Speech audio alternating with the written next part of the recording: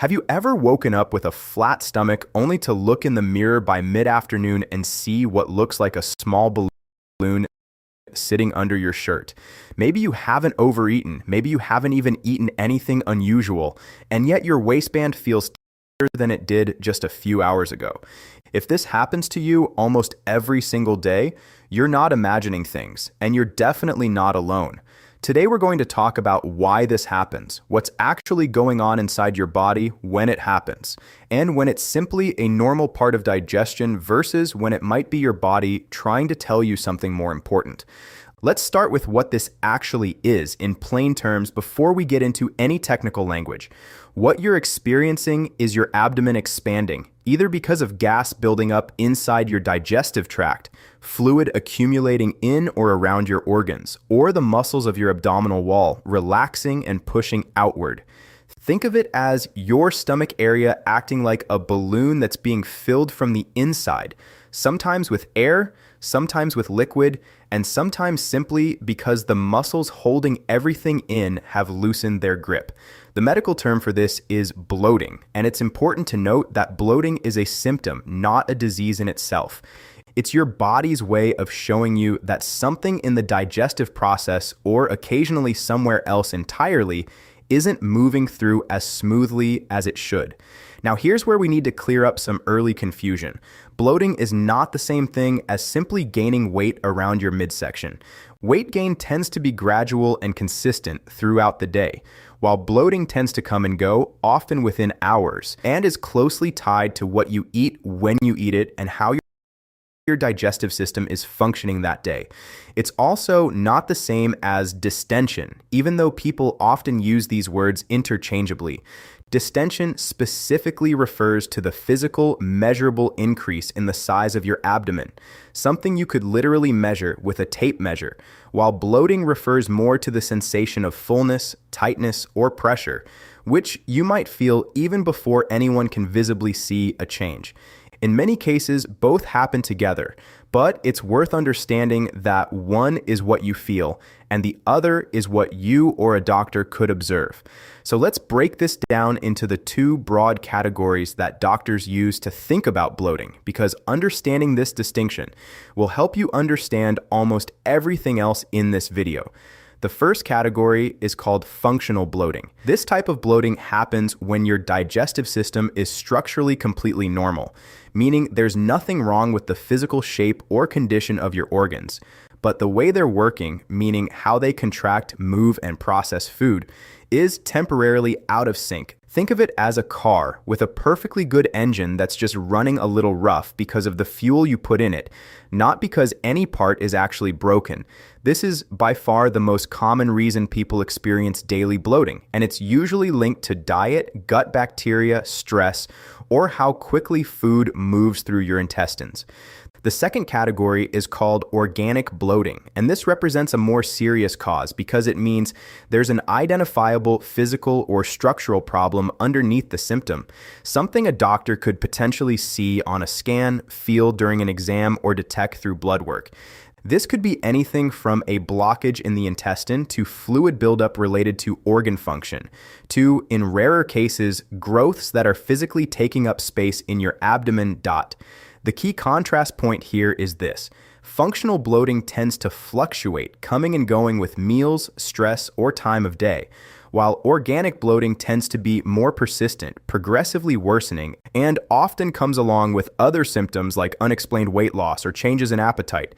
Keep that distinction in mind because we'll come back to it when we talk about symptoms and diagnosis. Now let's talk about causes, moving from the most common and mildest reasons all the way to the more serious ones. Because in most cases, daily bloating comes down to something fairly ordinary. The most frequent cause is simply diet, and specifically, certain foods that are harder for your gut bacteria to break down. When you eat foods like beans, lentils, broccoli, cabbage, or onions, your small intestine doesn't fully digest all of the carbohydrates in them. Instead, those undigested carbohydrates travel down to your large intestine, where bacteria ferment them, and that fermentation process produces gas as a byproduct. Think of it as your gut bacteria having a small party every time these foods arrive, and gas is simply the leftover mess from that party. This is completely normal and not a sign that anything is wrong with you. But if you're eating these foods every day, you might be experiencing this type of bloating on a near constant basis. Other than that, another extremely common cause is swallowing air, which doctors call aerophagia. This happens more than people realize, especially if you eat quickly, talk while eating, chew gum, drink carbonated beverages, or use a straw frequently. Every time you swallow air along with your food or drink, that air has to go somewhere, and often it accumulates in your stomach and upper intestines before it's eventually released, either upward or downward. If you're someone who eats lunch at your desk in 5 minutes flat, this could easily be contributing to your daily bloating. But it's not always about what you're eating or how you're eating it. Another major cause is an imbalance in your gut bacteria, sometimes called dysbiosis, or a related condition called small intestinal bacterial overgrowth, often shortened to SIBO. Normally, the majority of your gut bacteria live in your large intestine, doing helpful work like breaking down fiber and producing certain vitamins. But in SIBO, bacteria that should be living further down the digestive tract end up overgrowing in the small intestine instead, where they start fermenting food much earlier in the digestive process than they should. This creates excess gas higher up in your digestive system, which often leads to that tight, uncomfortable bloating you feel shortly after eating. Stress and your nervous system also play a surprisingly large role here.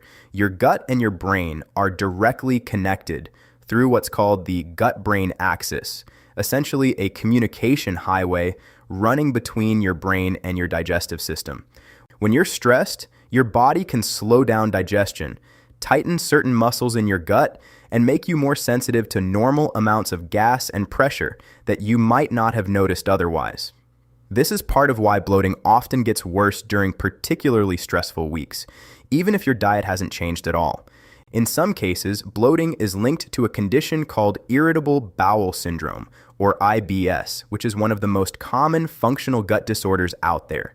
With IBS, the muscles of your intestines contract in an irregular way, either too quickly, too slowly, or unevenly, which changes how gas and stool move through your system.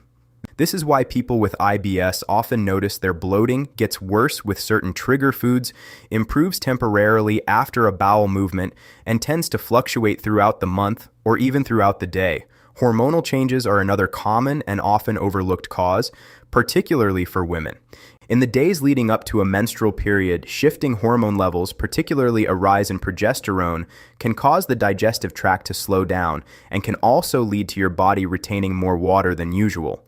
This is why many women notice a very predictable pattern of bloating that shows up around the same time each month and then resolves once their period begins.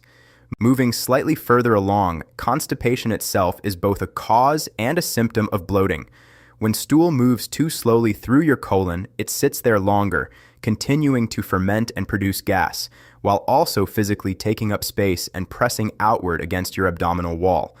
Think of it as a traffic jam on a highway, where each new car, or in this case, each new bit of gas or waste, just adds to a backup that's already there. Food intolerances also deserve a mention here, particularly lactose intolerance, where your body doesn't produce enough of the enzyme needed to break down the sugar in dairy products, and gluten sensitivity, where certain grains cause digestive discomfort even without a full allergic reaction. In both cases, the undigested food component ends up fermenting in your gut, similar to what we discussed with high-fiber foods earlier, leading to that same gas-related bloating. Now finally, we have the less common but more serious causes, which fall into that organic category we talked about earlier. Conditions like celiac disease, an autoimmune reaction to gluten that damages the lining of your small intestine, can cause persistent bloating alongside other digestive symptoms. Inflammatory bowel diseases, such as Crohn's disease or ulcerative colitis, involve chronic inflammation of the digestive tract that can cause swelling, narrowing, and disrupted movement of food and gas. In rarer situations, bloating can be related to fluid buildup in the abdomen called ascites, which is often connected to liver or heart function, or, less commonly, to growths or masses that physically take up space in the abdominal cavity. It's important to note that these more serious causes are far less common than the everyday dietary and functional causes we discussed first, but they are exactly why persistent, unexplained bloating deserves proper medical attention rather than being ignored indefinitely. Now let's talk about symptoms, because the specific way your bloating feels and behaves can actually tell you quite a bit about what might be causing it. The most obvious visible sign is a visibly larger, rounder abdomen, sometimes described as looking pregnant even when there's no possibility of that being the case.